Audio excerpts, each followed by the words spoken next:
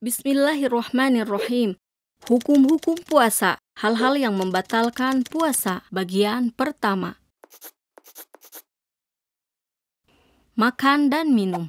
Hal pertama yang umumnya diketahui membatalkan puasa adalah makan dan minum. Secara umum, segala sesuatu baik makanan biasa seperti air minum, nasi, ataupun segala sesuatu yang tidak bisa dimakan seperti daun pohon, baik sedikit ataupun banyak, jika dimakan dengan sengaja maka membatalkan puasa.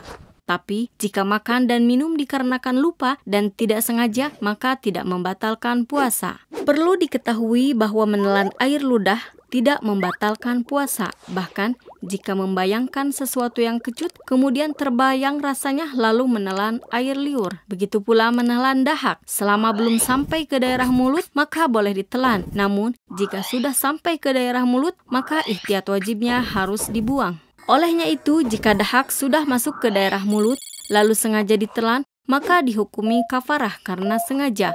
Bahkan jika seseorang dalam keadaan salat ada dahak yang sudah masuk ke daerah mulut orang yang berpuasa dan dia tidak memiliki tisu untuk membuangnya, maka dia boleh membatalkan salatnya. Bagi orang yang keluar darah dari hidungnya, maka tidak perlu khawatir karena hal ini tidak membatalkan puasa, kecuali darah sudah masuk ke daerah mulut, kemudian sengaja ditelan, atau karena menengadahkan kepala atau meninggikan hidung lalu darah menjadi tertelan.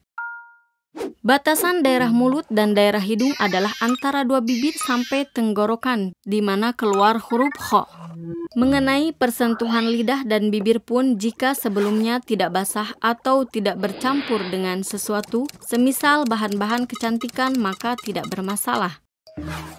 Pekerjaan seperti mengunyah makanan untuk balita, mengecap makanan, mencuci mulut, dan berkumur-kumur dengan air atau obat secara biasa, jika tidak menyebabkan tertelan, maka tidak membatalkan puasa. Bahkan, jika percikannya sampai ke tenggorokan tanpa sengaja, maka tidak masalah. Tapi jika seseorang sejak awal tahu bahwa perbuatan ini akan menyebabkan airnya sampai ke tenggorokan dan tertelan, maka puasanya batal. Yang selain harus mengqadha juga wajib membayar kafarah. Begitu pula menggunakan bahan-bahan kecantikan dan bercelak tidak akan membatalkan puasa. Hanya saja celak jika bau dan rasanya sampai ke tenggorokan, maka menggunakannya adalah makruh. Tapi mengunyah permen karet akan membatalkan puasa, karena serpihan-serpihan permen karet itu sedikit demi sedikit akan terpisah dan masuk ke dalam tenggorokan.